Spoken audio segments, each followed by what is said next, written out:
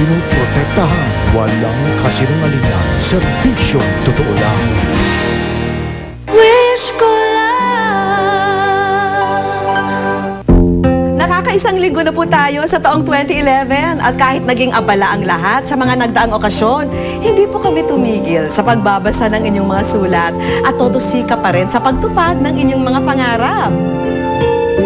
At bilang buena mano naming handog, bibisitahin na natin agad si Hildo, ang binatang bukod sa sakit sa balat ay lumubo pa ang ari dahil sa sakit na filariasis.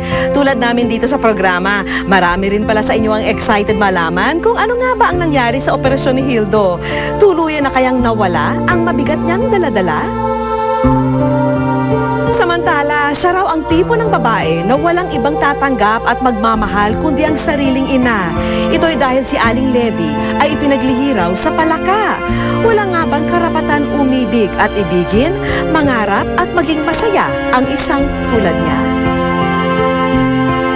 At di pa man nag-iinit sa kanyang trono si Miss Universe 4th runner-up Venus Ra, may nag-aambisyon na raw na pumalit sa kanya? Sino ba ang beauty queen wannabe na ito? At ano ang nakasulat sa mga bituin para sa dalagang si Roxanne? Ngayon pa lang, pagandahin na natin ang pasok ng taong 2011 dito sa Wish Ko Lang. Nito lamang Disyembre ay idinulog sa amin ng kanyang ate ang mabigat at di pangkaraniwang sakit ni Hildo na halos buong katawan ay natabunan na ng sugat at naging sinlaki pa ng 2 pakwan ng kanyang ari. Sa 8 taon namin sa ere, ito na po ang isa sa pinakamatinding problema na nailapit sa amin. Kaya agad po namin siyang pinuntahan at tinulungan.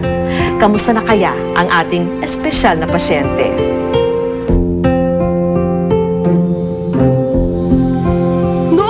Ang taon, nakilala natin si Hildo, ang binatilyong tila napagsakloban ng langit at lupa sa bigat ng kanyang dinadalang problema.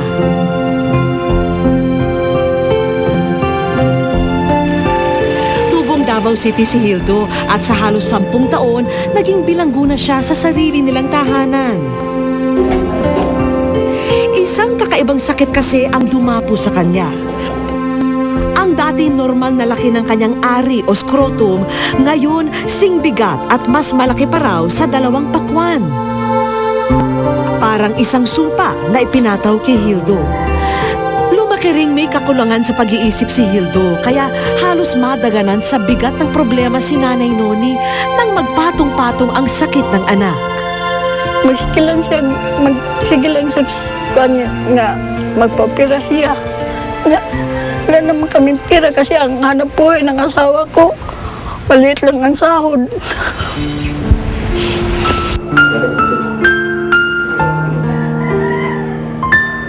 Pero may mga oras din na pinipilit ni Hildo na tumayo sa sarili niyang mga paa.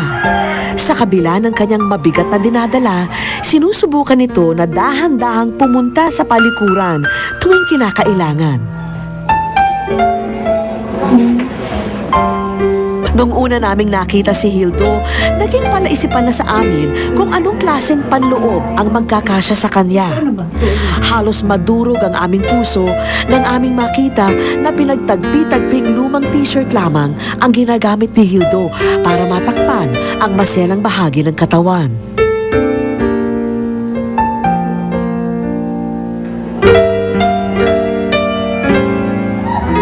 Hindi man lubusang maintindihan ng kanyang isip ang mga nangyayari.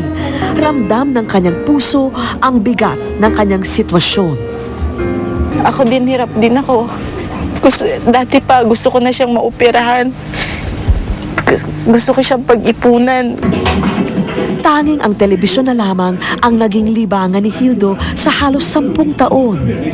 Ito na lang daw kasi ang nagpapakita sa kanya ng mundo sa labas ng 4 na sulok ng kanilang tahanan. Naging guilty nga ako kasi nakakapasyal kami. Nakakapunta kami kahit saan namin gusto siya. Hanggang bahay lang. Pag nasa TV, pag nanonood siya ng TV tapos nakakakita siya ng mall, sinasabi niya ano daw itsura ng mall. Naging guilty ako, naawa ko sa kanya. Patigniaw ang kagustuhan din ng kapatid na mapagamot, kaya isang mabigat na hiling ang ipinarating niya sa aming programa.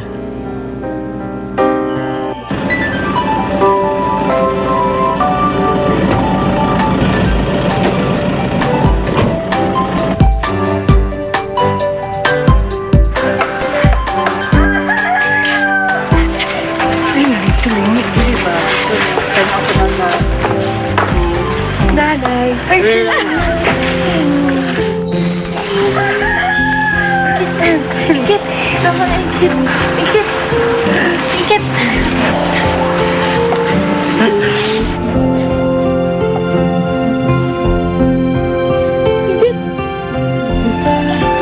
Alam niyo ba na kung bakit naman nandito? Ate, sino si Ate Aw? Nakilala mo ba to? Natanggap namin ang sulat mo. At ang totoo, kayo po yung nasa wish ko lang.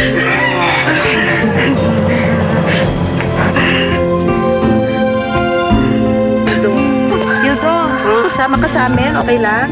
Ha? Alam mo ba kung saan kami pupunta? Davao. Ha? Dito tayo sa Davao. Pero alam mo ba kung saan tayo pupunta? Ano? Sa ospital. Ha? Ngayon pa lang, abot langit na rin ang pasasalamat ng pamilya dahil anilay nadinig din ng Panginoon ang matagal na nilang inaasam. Kayo lang kami nag-iingi ng tulong. Sana December 14 nung nakaraang taon, naganap ang pinakahihintay na araw ni Hildo at ng kanyang buong pamilya. Dito, sa Southern Philippines Medical Center, 5 espesyalista ang nagtulong-tulong para maoperahan si Hildo. Excited ba kayong malaman ang resulta ng operasyon? Tunghayan sa pagbabalik ng Wish Ko Lang.